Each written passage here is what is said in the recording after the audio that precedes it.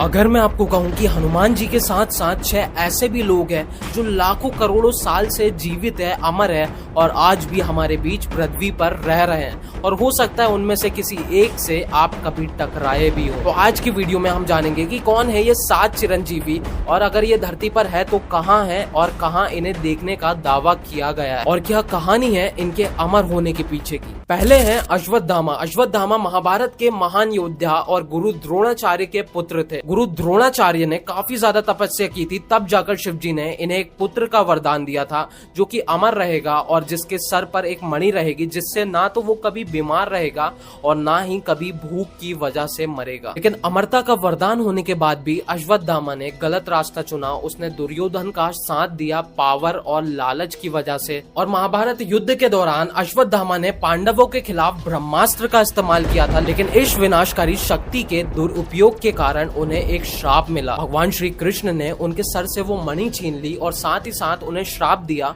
कि वो युगों युगों तक भटकते रहेंगे और आज भी माना जाता है कि पृथ्वी पर अश्वत्थामा दर्द और कष्ट के साथ भटक रहे हैं। और हाल ही में एक आर्टिकल सामने आया था जिसमें मध्य प्रदेश के डॉक्टर दावा करते हैं कि उसने अश्वत्थामा को देखा है। डॉक्टर बताता है कि उसके पास एक पेशेंट आता है जिसके सर से लगातार खून बह रहा था और वो पेशेंट डॉक्टर को बताता है कि उसने कई डॉक्टर से सर्जरी भी करवा ली और कई दवाइयां भी ले ली है, लेकिन फिर भी उसका घाव नहीं भर रहा है। तो फिर वो मध्य प्रदेश का डॉक्टर बोलता है कि कोई बात नहीं, मैं तुम्हारी सर्जरीज करूंगा एंड हो सकता है तुम्हारी ये जो घाव है वो ठीक हो जाए। उसके बाद वो डॉक्टर उसकी कई सर्जरीज करता है, लेकिन फिर भी उसका घाव नहीं भरता और एक दिन मजाक मजाक में डॉक्टर उससे बोल देता है कि तुम्हारे घाव नहीं भर रहे हैं, कहीं तुम अश्वत्थामा तो नहीं हो। और इतना सुनते ही वो पेशेंट अचानक से कहीं गायब हो जाता है। ना तो डॉक्टर को पता चलता है कि वो कहाँ गया, ना ही हॉस्पिटल के किसी स्टाफ को पता चलता है कि वो कहाँ गया। और साथ ही साथ एक कहानी ये भी है कि मध्य प्रदेश के एक मंदिर में खुद अश्वत्थामा शिव जी की पूजा करने आता है रोज सुबह 4 बजे। दूसरे हैं हमारे पवन पुत्र हनुमान, जो कि श्री राम के अनन्य भक्त माने जाते हैं। मान्यताओं के अनुसार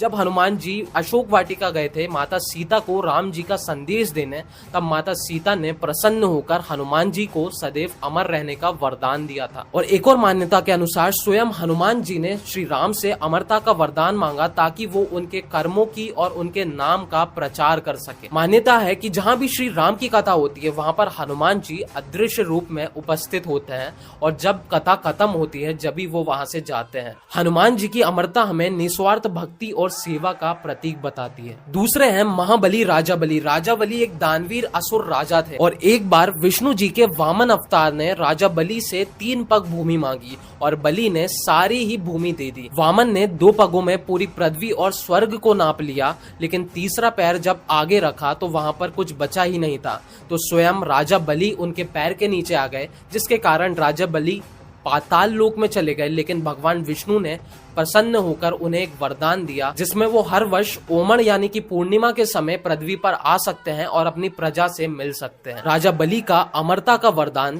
त्याग और निस्वार्थता का प्रतीक है। तीसरे हैं महर्षि वेद व्यास। वेद व्यास महाभारत के रचयिता हैं और इन्हें अमरता का वरदान मिला ताकि वे मानव जाति को ज्ञान, धर्म और नीति का मार्गदर्शन कर सके।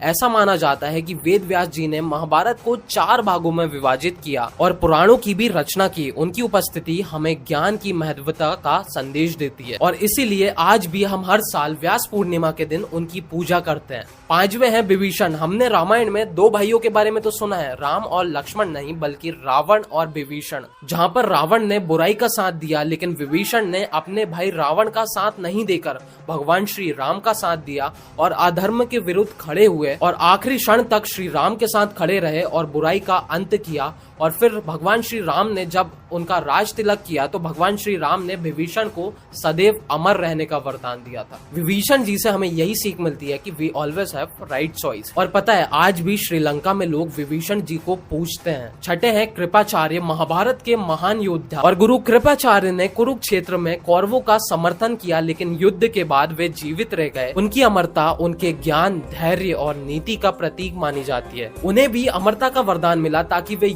युगों तक मानव जाति को अपने ज्ञान और नीति से मार्गदर्शन कर सके। और अंत में आते हैं भगवान परशुराम। इन्हें हम महान योद्धा भी कह सकते हैं। परशुराम भगवान विष्णु के छठे अवतार है, जिन्होंने पृथ्वी पर पाप का नाश करने के लिए जन्म लिया। ये एक बहुत ही महान वॉरियर और इन्हें सारे ही शस्त्रों का ज्ञान है। इन्हें अमरता का वरदान मिला और माना जाता है कि भविष्य में भगवान कल्कि के साथ ये होने वाले हैं और उन्हें मार्गदर्शन देने वाले हैं, और साथ ही साथ ये कलयुग में असुरों का अंत करेंगे और साथ देंगे कल्कि अवतार का। तो ये थे हिंदू धर्म के 7 चिरंजीवी, अश्वत्थामा, हनुमान जी, महर्षि वेदव्यास, राजा बलि, विभीषण, कृपाचार्य और भगवान परशुराम। इनकी कहानियां हमें जीवन के कई मूल्यों जैसे कि भक्ति, त्याग, धर्म और निष्ठा की शिक्षा देती है। तो ये थी हमारी आज की वीडियो, जिसमें हमने हिंदू धर्म के काफी रहस्यों को खोला और जाना कि कैसे इन 7 लोगों ने अमरता का वरदान प्राप्त किया। अगर आप ऐसी और वीडियोस देखना चाहते हैं तो कमेंट्स में जरूर बताना, और अगर आपको ये वीडियो पसंद आई हो तो लाइक जरूर करना और चैनल को सब्सक्राइब जरूर करना, क्योंकि ऐसी ही वीडियो आगे आने वाली है। और इस वीडियो को आखिरी तक देखने के लिए आपका बहुत बहुत धन्यवाद। जय श्री राम।